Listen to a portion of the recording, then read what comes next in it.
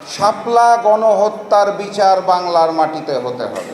আমরা খুব আশাবাদী হয়েছিলাম যে অন্তর্বর্তী সরকারের সময় শাপলা গণহত্যার বিচারটা বোধহয় প্রপারলি শুরু হবে। আমরা সেই কার্যক্রমটাও তখনও দেখতে পারি নাই। কারণ আমরা মনে করি সেই দিনটাতে যখন বিদ্যুৎ বন্ধ করে দিয়ে, ইন্টারনেট বন্ধ করে দিয়ে, মিডিয়াকে বন্ধ করে দিয়ে যেভাবে করে আলেম ওলামাদের উপর ত্রিমুখী আক্রমণ করা হয়েছিল আপনারা জানেন।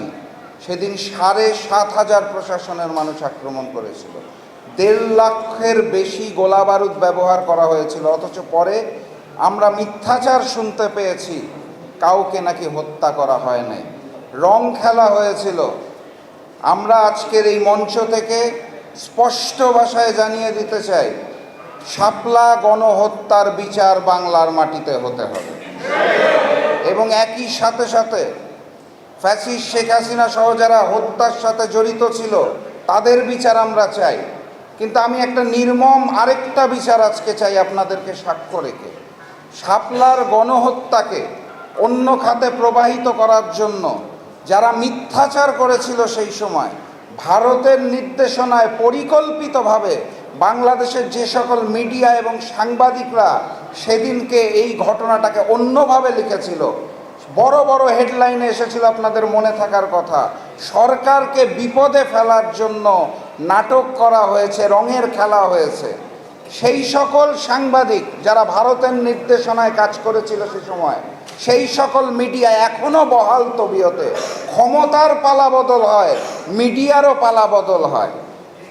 আমাদের এই সকল অপসংস্কৃতির সাংবাদিক যারা রয়েছেন তাদেরকেও বিচারের কাঠগড়ায় আনতে হবে। তাদের কাছেও জিজ্ঞেস করতে হবে সেদিন কার নির্দেশনায় আলেম ওলামাদের শহীদি রক্তকে তারা রং খেলায় পরিণত করেছিল, সেটাকেও বিচারের কাঠগড়ায় আমি চাই।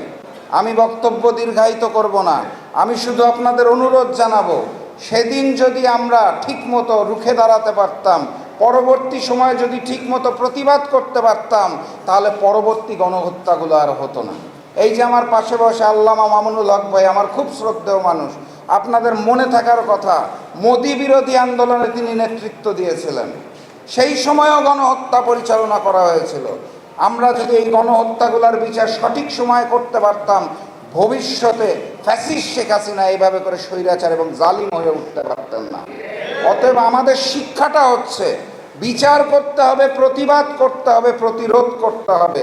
নতুন করে কেউ যাতে আর জালেম হতে না পারে, স্বৈরাচার হতে না পারে, নতুন গণহত্যা করতে না পারে।